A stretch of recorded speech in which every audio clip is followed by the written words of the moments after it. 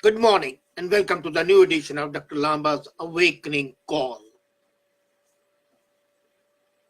Recently, India celebrated its 72nd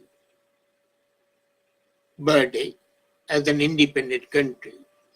Amazing that a country which boasts of 5,000 years of history has yet to celebrate the independence.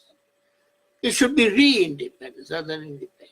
It was just 200 years, 2 centuries of slavery, but anyway, that's a different topic. And on this day, they were all and sundry were paying saccharine-coated tributes to the Indian armed forces. But then at the same time, 375 officers approached the Supreme Court for help, for succor. Why?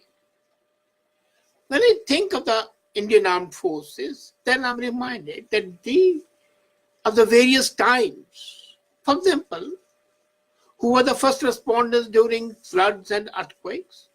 Armed forces. Who has to protect the country? Armed forces.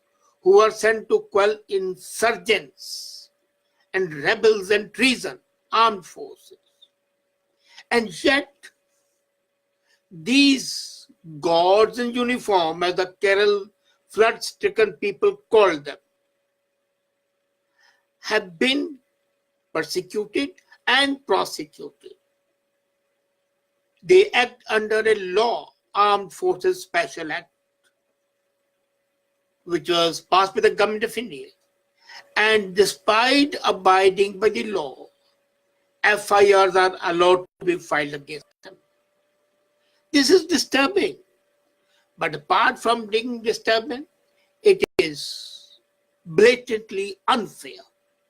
Today we see the image of our army, Air Force, rescuing thousands trapped in the floods in Kerala. And the people say, God came to us in the shape of uniform. Till now, they have rescued more than 40,000 people. And those very people, 375 officers and jawans, had to go to a court of law and the highest court to seek help. And why? They need protection. Protection under Armed Forces Special Powers Act. Now, as a matter of fact, this law was passed to quell insurgencies in Mizoram and Nagaland, and then now it's being enforced in Jammu and Kashmir. As a matter of fact, if you remember what President Trump said, he said the problem in Syria, Iraq, and Afghanistan is that you are fighting a war worse than a war.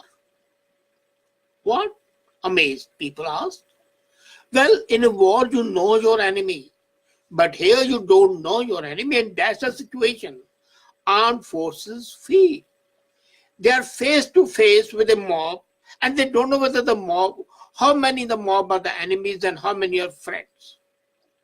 Now, can you identify enemies in a civilian society? You cannot. As a matter of fact, and then they are your own brethren, they are your own countrymen. They can't identify them. And naturally, sometime when you mix in a mob, somebody who just joined it for the heck of it would get killed. So it's bad to lose. It's the fault of the armed forces that person joined the mob. As a matter of fact, one needs to see the countless visuals of the soldiers fighting insurgents and terrorists who are very well armed in Kashmir Valley, but they're hidden in the safe houses. And then what happens? Either they are protected by the human shield, by the girls and the old men, to pose for the photo ops that can be shown to condemn the armed forces that they are heartless, they are cruel, they don't care for the innocent children, like that. The same what the Palestinians are doing in Israel border in Gaza. One has to read day in and day out this shocking fact that a soldier has died, and what happens? His wife and children stand by the flag-draped coffin with so much courage. That's heartbreaking. Thousands are injured by the mines, by the soldier. And then there's a fight. Think that they have done it wrong, and that the police registers a FIR. They are prosecuted in a civilian court, and these cases drag on for years to an end. And then the soldiers, apart from those who are killed and they are given the so-called ceremonial state funeral, what about the thousands who are injured? They are thinking, would they still have a job when they retire? When they recover? Army found fit men to fight, and seriously injured are made to leave the active service. So they are in doldrums. And the imposition of Armed Forces Special Power Act was not a requirement of army. Now let's be very clear. It was a requirement of the civilian authority. And the then government. It was ruled by the Congress at that time, of course. I was a part of that. I won't deny that. And the imposition of AFPSA was a fig leaf used by the politicians to show the failures of governance. As a matter of fact, if they had been effective in governance, there would have been no need of the special armed forces. Wrong policies, for example, giving Article 370 and 35A to Kashmir, Article 371 to Mizoram, Arunachal Special Act, Mizoram Act, the imposition of the requirement of permit to visit northeastern states. All these are wrong policies. I don't deny that. And yet, because those wrong policies were there, the insurgency bloomed. If there had been a free society, if the people had been allowed to go to northeast, there would have been no insurgency, because the insurgents would have seen the benefits of joining India, with the Indians going there and spending money. But no, they didn't do it. In the mistaken notion of protecting culture of those areas, they imposed these restrictions, and that gave the fillip a boost to the insurgency. The same happened in Kashmir. Kashmir joined this country on the same lines as other states joined. Why give special treatments? No. Indians are Indians, whether they are in Kashmir or they are in Kanyakumari. That's what we say. So, do we only satisfy ourselves when we give saccharine-loaded tributes? No, we don't. Now, again, under AFPSA, these people, the people in the uniform, are doing their bona fide duties in good faith. They have no personal enmity. You can't deny it. And the result is persecution and prosecution. You know, I feel revolted and annoyed when I see proud Indian soldiers ranging in rank, from brigadier to an ordinary sepoy, seeking the protection of a court in discharge of their duties. This is a national shame. But is the Prime Minister worried? I'm amazed.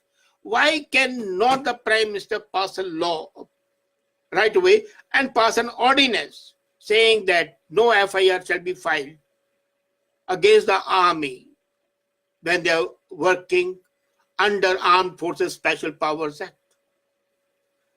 And then there are far-reaching consequences of that, and they are not only for the army, they are for the leadership of the Indian state, which appears to have failed in its responsibilities. Let's not forget that by jointly filing this writ petition, this 357 people could be considered violating the Constitution, which denies armed forces the right to an association. And Army Act bans all trade unions. It bans, or the Army Act, Indian Army Act, bans all collective petitions and representation. They also face action under civil and criminal law. But unfortunately, the Ministry of Defense, the Army headquarters, has not given them any advice, any guidance, or legal assistance. When a serving officer is arrested, he gets all the help from the government. When a serving politician is arrested as a minister, he receives all the help. And even the state advocate general or the solicitor general go and appear on his behalf. Here, they are not getting any help. Hence, their petition to the Supreme Court, that is situation, and it's very interesting, a situation of confusion has arisen with respect to their protection from prosecution and undertaking operations in proxy war, insurgency, ambush, and covert operation. The pertinent question this petition raises is whether they can continue to discharge their duty as a counter-insurgency operation, which I call, the official term is CIO, counter-insurgency operation. So whether they can continue to perform their duty or act as per the yardstick of the Criminal Procedure Code. No, there are no laws, or rather there are conflicting laws. The Indian Penal Code and Criminal Procedure Code, that's one part. The other is Armed Forces Special Police Act. If they shoot a person under Armed Forces Act, they are violating Section 302 of the IPC, read with CRPC. Is it their fault that the two laws conflict with each other? What was the law ministry doing at that time, and what was the Supreme Court doing at that time? Secondly, from the moral and ethical point of view, is against the 4G ethos. I don't like it. As a matter of fact, the resort of litigation is never acceptable in armed forces, but has become common due to the stupidity of the Supreme Court. The judicial activism has encouraged it. And secondly, if they are arrested, they should be prosecuted. Not in the civil court, but in the Army Act. And the army people will understand their needs. And then, unfortunately, the government is keeping quiet. Has it gone blind? And what is the Chief of Army Staff doing? I'm amazed. He has not made a single statement. He should have told the Prime Minister very clearly that my jawans are not sacrificial goats who are prosecuted and persecuted for doing their duty. And that's exactly what's happening. Let's address the whole problem. The real problem is the deployment of Army Undisturbed Areas Act under Armed Forces Special Powers Act. Counter-insurgency worldwide, whether it's India or Philippines, whether it's USA or whether it is United Arab Republic, whether it's Zanzibar and Zambia, or whether it's New Zealand, everywhere, counterintelligence operations are dirty, difficult, because they are waged against your own citizens. And that was the reason the Operation Blue Star had such a reaction. It was required. But the people normally don't understand the requirement. And that creates a civil chaos. The army is in fact fighting this war with the hands tied against its back. If it kills its own people. If it doesn't kill, then it's promoting insurgency, helping insurgency. As a matter of fact, the armed forces are a blunt instrument. That's not denied. They are trained and motivated to destroy the nation's enemies. Though, the extreme violence and therefore normally should not be used against own citizenry. Let's be very clear. But many times you have got to use it. When the elected government decides to deploy armed forces to aid the civil government, the law requiring each detachment is that they should be accompanied by a magistrate who is authorizes in writing that the firing may be opened on the civilians. But Armed Forces Protection Act removes that requirement. So many insurgencies are rooted in alienation. Socioeconomic factors are aggravated the political venality. Is politicians are responsible. And the serial failure of the elected government has brought us to this pass.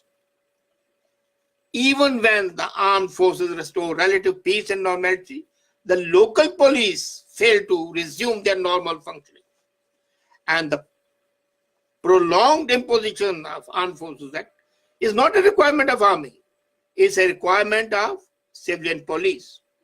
Soldiers are human beings. They'll make mistakes. Violation of human rights will take place, but it's not the fault of the soldiers who are doing it.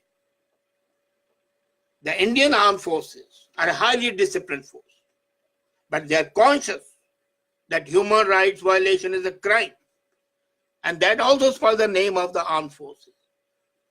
So there are strict and very comprehensive codes laid down. The Central Armed Police Forces are today at par with the army, 1.3 million strong Indian army. And they should fight the counterinsurgency, withdraw army.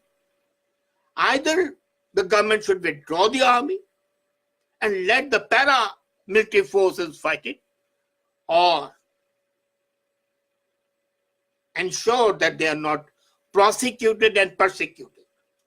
Let's remember, the soldiers are our citizens with equal rights and not sacrificial lambs who are sacrificed as a confused national perspective. The action of our soldiers, when acting on behalf of the state, must be dealt under Army Act, as I said earlier, and not under CRPC. Criminal Procedure Code must not apply to them when they are acting as armed forces. The sooner the government of India realizes it, the sooner the Indian nation realizes it, it will stop this unwanted prosecution and persecution. And the sooner they do, better it would be for everybody. Thank you.